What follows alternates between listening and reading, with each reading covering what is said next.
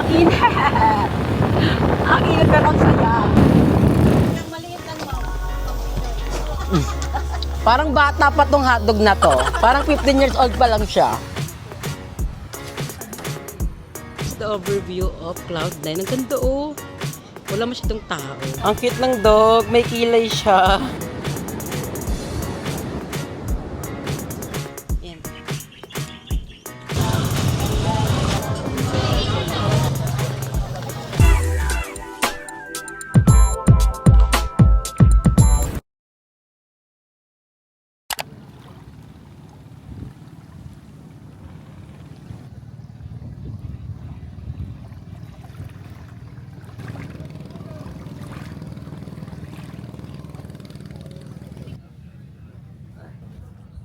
Pwede natin sila sa taas. Hindi ko ganun kasi baka bigla pag nag-wall tayo dyan, nasa inang tibay naman sila. Grabe. Look at this. Look at this. It's really white. Oh my God. My God. Pasabog oh. Sobrang white ng water. And yung sun, grabe. Ang ganda oh. Nanyo, kukuha ako naman. Ayan oh. Grabe. Ang ganda talaga dito sa Secret Beach.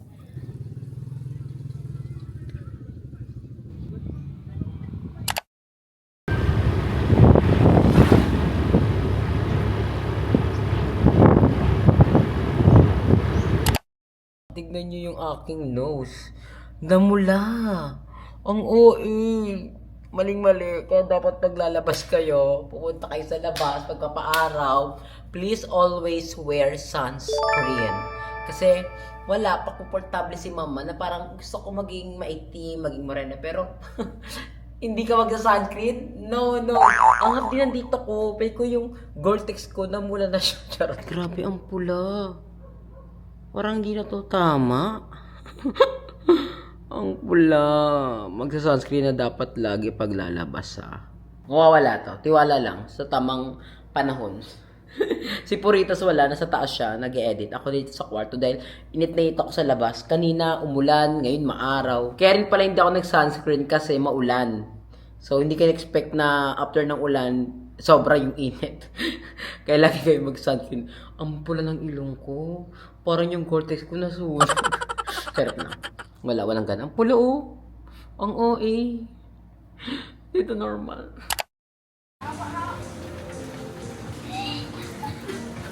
So update lang. Andito kami sa aming hostel na pinag-stayan.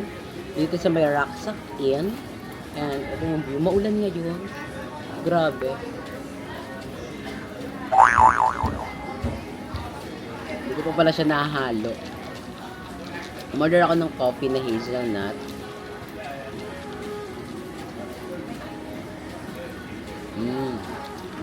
Masarap siya. Maulan ngayon dito sa Siargao. Paiba-iba ang weather. Kahapon ang init. Tapos yung mukha ko sunog na ngayon. Ang ulan. Meron ditong volleyball court sa likod ko. Then may pool area. Sarap niya. 180 pesos. Kakaloka, mahal. Ayan yung pool area and yung volleyball court. Ito naman yung restroom para sa lahat. Pero sa room namin meron kami sariling restroom. Ayan naman yung mga available rooms. Hanggang 3rd floor yan. Sobrang daming higaan, mama. Pero sa room namin, 4 lang kami. Then over here, yung kanilang restaurant. Ayan o. Ayan yung pinaka main bar nila. So, mahal lang yung beta nila. Pero okay na rin naman. Staying here until pag-uwi na. Ito na yung pinaka-last namin, hostel namin. Sa room, 4 lang kami. Tapos, okay naman. Malinis naman yung CR.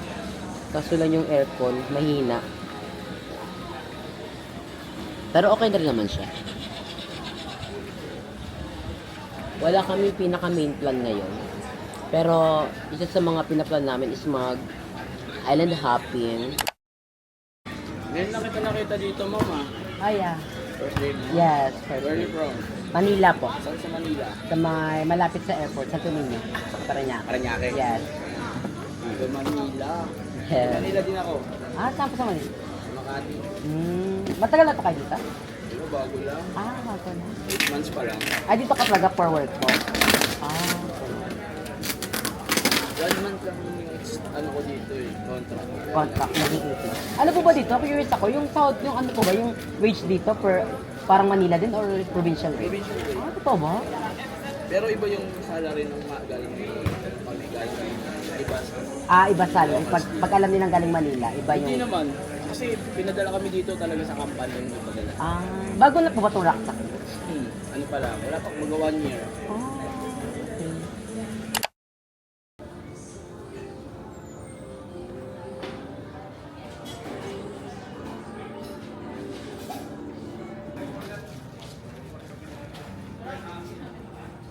So, update lang. Kasama ko na si Puritas. Nandito kami sa Raksak Inn.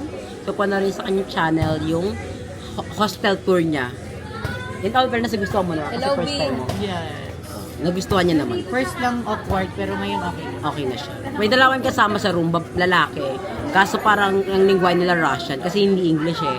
Hindi rin ibang language. Kasi pag ano naman mga American naman pupunta dito, Chinese alam mo naman yung tunog ng Chinese. Vietnam alam mo yung tunog.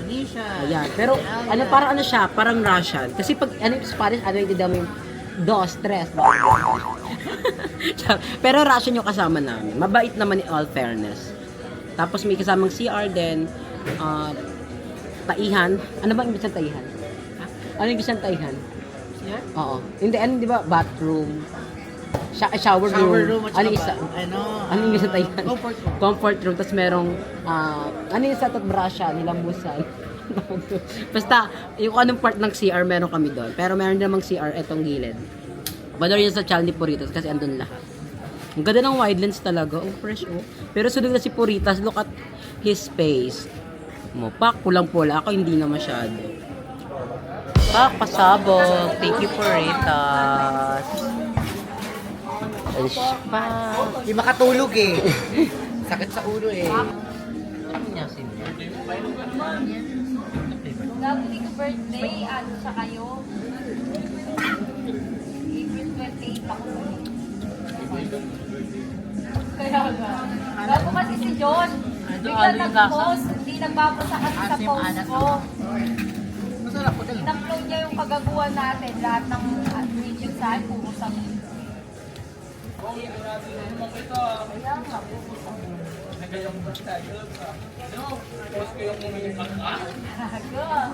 Happy birthday! Wala naman. Stoy lang. Hindi na naman hanapin naman dito.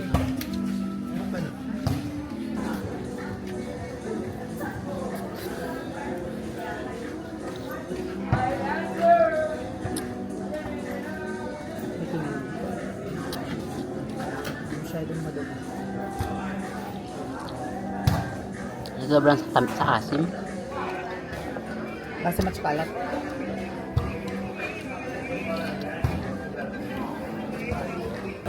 Grabe ang asim. Ayaw na namin. So si Puritas, akin na lang daw, ayoko. Parang ayaw niya magpakain. Sobrang asim, tapos ang alat. Hindi ko alam. Oo. Kakatapos ko lang maligo. And this is the outfit.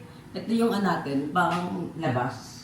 Then si Purita is nasa Island Happy. Tayo is gagala. Pak, sino ka dyan? And ito yung aking bag. Gamit na gamit ko to. Matagal na sa akin to. Parang nabili ko to nung ano pa. Nung El Nido. Yung kami nila Limbal. Ayan. Ang ganda. Tapos dala ko sa bag ko na to is lahat. Ang aking laptop, ang aking power bank, ang aking electric fan, ang aking headphone. Kasi mag-i-edit tayo ng vlogs. And buong araw kasi nasa labas ako. So, dapat dala ko lahat para at least wala akong mamiss. Mag-edit kasi ako ng vlog and at the same time, kakain, magkakape. So, parang it's me time na rin natin. Lagi naman tayo mag-isa. So, parang para saan pa ang me time na vlog? Ayan, let's go. And ang perfume na ginagamit ko is galing kay Ate Jana Norman. Walang katapusang Toxic. Ayan, toxic na kanyang collection. Ang bango talaga nito. Kung bibili kayo, must try itong kanyang pabango toxic. Maaamoy nyo ako. Kasi dami nagsabi, ang bango ko daw tingnan. Hindi ba pwedeng bagong ligo lang? So tara na, let's go kasi mainit sa labas. And I'm so happy kasi kagabi, umulan. Ang lakas ng ulan. Tapos ngayon maaraw. Sobrang init. So wala tayong choice. Laban na natin to. Minsan na naman tayo sa Siargao. So huwag na tayong maghigahiga pa sa kwarto.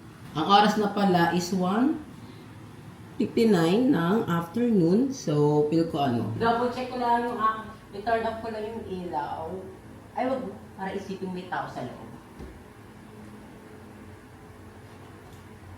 Let's go. So, our sleepers. Ito lang. Para comfy-comfy tayo kasi lakad tayo ng malala. And every time na lalabas tayo, lagi natin itong kunin kasi hindi tayo makapasa pag wala tayong ganito. Tapos pag tinanggal ko to, mag-automatic turn off ng mga sa kwarto. Let's go! Ay, nakadouble lang pala ako. Ito yung overview sa ating hostel. Nasa third floor tayo. More up from there. Bongga sila. O gusto na nila magpainit, magpaitim. Bongga!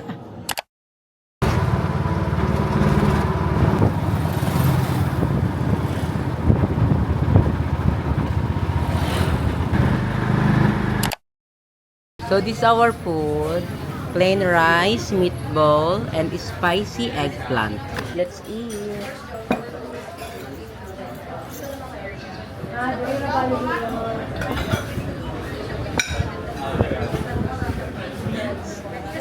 Ang tigas ng meatball.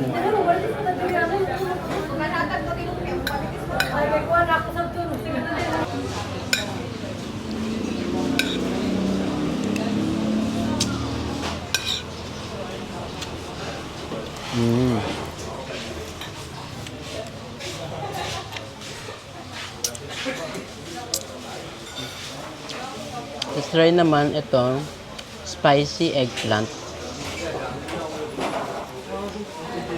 Napabili dahil spicy.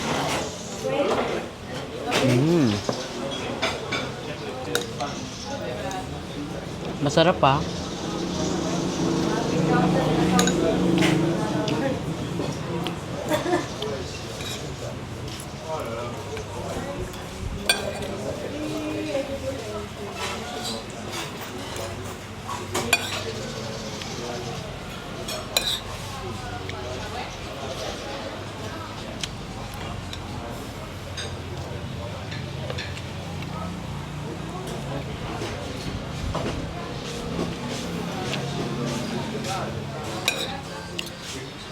Hindi ako nakain ng eggplant pero masarap siya ha kasi maanghang.